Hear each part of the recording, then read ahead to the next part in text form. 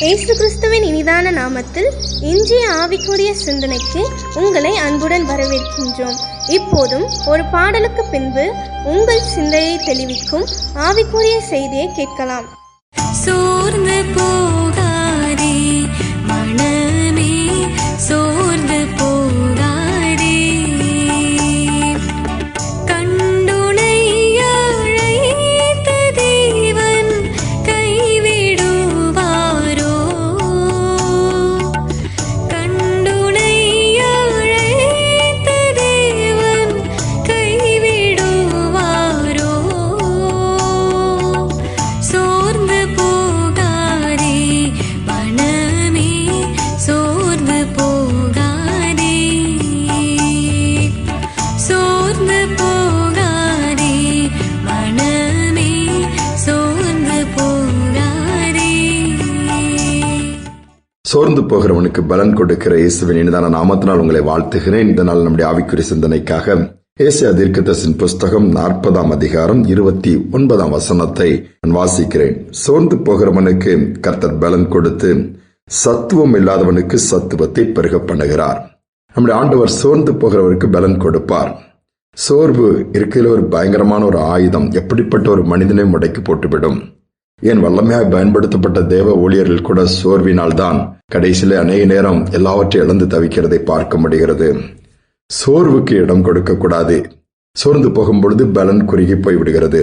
இன்னும் வேதத்தை வாசிப்போமானால் ஆபத்து காலத்திலே நமக்கு சோர்வுகள் வருகிறது. ஐயோ, இப்படி நடந்து விட்டதே, இப்படி ஆகிவிட்டதே, என் நிலைமை அல்லது என் குடும்பத்திலே பல காரியங்களை பார்க்கும் பொழுது ஆபத்தாக ஏதாவது பிரச்சனையிலே மனஸ்தாபத்திலே மாட்டிக்கொள்ளும் பொழுது சோர்வு நம்மை அறியாமலே ஆட்கொண்டு நம்மளை படுக்க வைத்து விடுகிறது. ஆனால் அந்த நேரத்திலே சோர்ந்து போவோமானால் நம்முடைய பலன் குறுகி போய்விடும் என்றுதான் வேதம் சொல்லுகிறது. 1 ராஜாக்களின் புஸ்தகம் 19ஆம் அதிகாரத்தை பார்த்த எலியா என்கிற வல்லமையாய் பயன்படுத்தப்பட்ட தீர்க்கதரிசி வானத்திலிருந்து அக்கினி இறக்கி கர்த்தரை தேவன் என்று நிரூபிக்கிறார். அப்பொழுது ஆகாப் ராஜா ஆண்டு கொண்டிருக்கிறார். மனைவியாக எசபேல் என்ன செய்கிறார்? எலியாவை கொலை செய்யும்படியாய் நான் ஒன்றுமில்லாமல் பண்ணிவிடுவேன் சொல்லி அனுப்புகிறாள். எலியா இந்த வார்த்தை கேட்ட உடனே ஒரு விதமான துக்கம், ஒரு சோர்வு. ஆண்டவருக்கு எவ்வளவு வைராக்கியமான அக்கினி இறக்கினேன். ஆனால் இந்த நேரத்தில் இப்படிப்பட்ட ஒரு வார்த்தை, இப்படிப்பட்ட ஒரு தன்னை உடைக்கக்கூடிய காரியம் வரும் பொழுது என்ன பண்ணுகிறார்? வனாந்தரமாய் பிரயாணப்பட்டு போய் ஒரு சூறைச்செடியின் கீழே படுத்துக்கொண்டு நான் சாக வேண்டும் என்று சொல்லுகிறார். பாருங்கள், இவ்வளவு வேதனையான ஒன்று. அநேக நேரம் நாம் அப்படித்தான் இருக்கிறோம். யாராவது ஏதாவது சொல்லிவிடுவார்கள், தாங்க முடியாமல் புலம்புகிறோம். இவங்கெல்லாம் அப்படி பேசுறாங்களே, இவங்கெல்லாம் என்ன இப்படி சொல்றாங்களே, இதை குறிச்சு இப்படி பேசுறாங்க, வீட்டுல பெரியவங்க பயப்படுறோம், புலம்புறோம். அப்படியே சோர்ந்து போய் இனி நான் எங்கேயும் போக மாட்டேன், வீட்டை விட்டு வெளியே வர மாட்டேன், வீட்டிற்குள்ளே முடங்கி விடுகிற குடும்பங்களும் உண்டு. மனிதர்கள் எப்பொழுதும் பேசிக்கொண்டுதான் இருப்பார்கள். அவர்கள் வாயை மூட நினைப்போமானால் நாம் தான் மாட்டிக்கொள்வோம். பேசவிட்டும். ஆண்டவர் நம்முடைய இருதயத்தை பார்க்கிறார். எது பேசினாலும் அதை கேட்டு அல்லது மற்றவர் மூலமாக கேள்விப்படும் பொழுது சோர்வுகள் வரும் என்று சொன்னால் நாம் ஆண்டவரிடம் சொல்லி அந்த காரியங்களை நாம் தவிர்ப்பது நல்லது. அவர் பலன் கொடுப்பார். ஒருவேளை யாராவது உங்களை பற்றி அவதூறாய் பேசியிருக்கலாம், இல்லாததை பேசியிருக்கலாம், அல்லது நீங்கள் ஆபத்தான ஒரு சூழ்நிலையை கடந்து வந்து கொண்டிருக்கலாம், பலவீனத்தில் இருக்கலாம். ஆனால் சோர்ந்து போக வேண்டாம். சோர்ந்து போயிருப்பதில் உங்களுக்கு கர்த்தர் பலனை கொடுக்க விரும்புகிறார். ஒரு வேடிக்கையான ஒரு கதையை நான் வாசித்தேன். ஆண்டவர் தன்னுடைய தூதனை அனுப்பி பிசாசிடம் இருக்க எல்லா ஆயுதத்தையும் பிடுங்கி கொண்டு வந்து விடுன்னு சொல்லிவிட்டாராம். தூதனும் ஆண்டவருடைய கட்டளை ஏற்று பிசாசு கூட்டத்திற்கு போய் எல்லாரும் அவங்க ஆயுதத்தை கொடுத்து விட வேண்டும், இது தேவனுடைய கட்டளை என்று சொல்லும் பொழுது எல்லா பிசாசும் நடுங்கி போய் நினைச்சுதான், சரி நாங்க எல்லா ஆயுதத்தையும் நாங்க கொடுத்துருதோம், ஆனா ஒரே ஒரு ஆயுதத்தை வைக்கிறதுக்கு நீங்க எங்களுக்கு அனுமதி கொடுக்கணும்னு சொல்லி அது ரொம்ப ரெக்வஸ்ட் பண்ணி கேட்டுச்சுதான். அப்போ அந்த தேவதூதன் கேட்டான், என்ன ஆயுதம்?